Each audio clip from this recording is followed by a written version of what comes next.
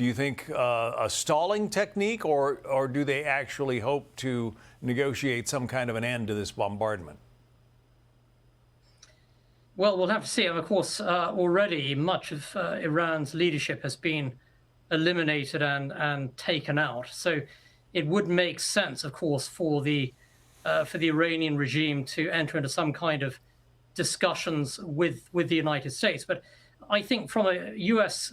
point of view, these discussions should be really terms of surrender for the Iranian dictatorship. It is really one of the most monstrously evil regimes of our time, responsible for atrocious acts of terrorism for many, many decades, responsible for the murder, mass murder of huge numbers of Iranian citizens. And also, of course, it has a lot of American blood on its hands. And so I think any kind of discussion really would have to be a discussion about the surrender of the Iranian regime. I think that's the only acceptable outcome from this. There are a great many people in the MAGA world who are disappointed with President Trump for launching these attacks. They say that he came into office decrying endless wars.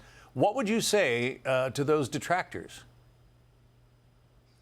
Well, I mean, having worked for Margaret Thatcher, someone who stood up to the monstrous evil of Soviet Russia, I think that President Trump is taking exactly the right course of action. He's displaying real leadership and resolve against a deadly enemy of the United States. And the Iranian regime is a huge threat to U.S. national security.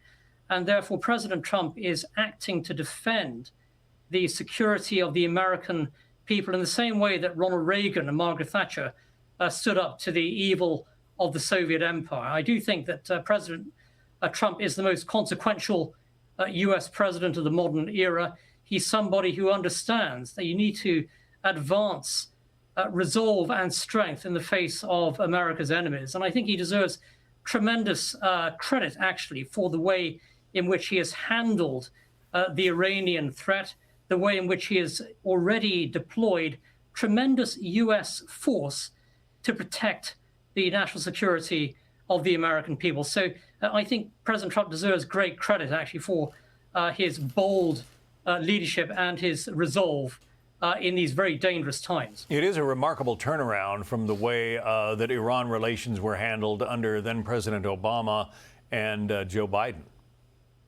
Yeah, absolutely. And, you know, both Biden and Obama were weak-kneed appeasers, actually. They bowed down to the Iranian regime. And the JCPOA agreement that Obama put in place was an absolute disaster and a gift, of course, to the mullahs in Iran. In contrast, I think that President Trump has demonstrated real strength, actually, in the face of Iran's threats. And there's a massive contrast between a strong leader like President Trump and weak-kneed, cowardly figures like Joe Biden and Barack Obama, who had absolutely disastrous foreign policies. You now have a United States that is standing tall on the world stage. America's enemies fear the power of the United States. They did not fear, of course, Obama and Biden, but they do fear President Trump and the might of America's military. And I think this is the kind of U.S. leadership that you want to see on the world stage, and not the kind of weak-kneed approach from the likes of Obama and Biden. So President Trump is a totally different kind of leader. He's a very courageous leader, and that's the kind of leadership that you want to see from the United States on the world stage. Niles Gardiner, we appreciate your insights today. Niall, thank you.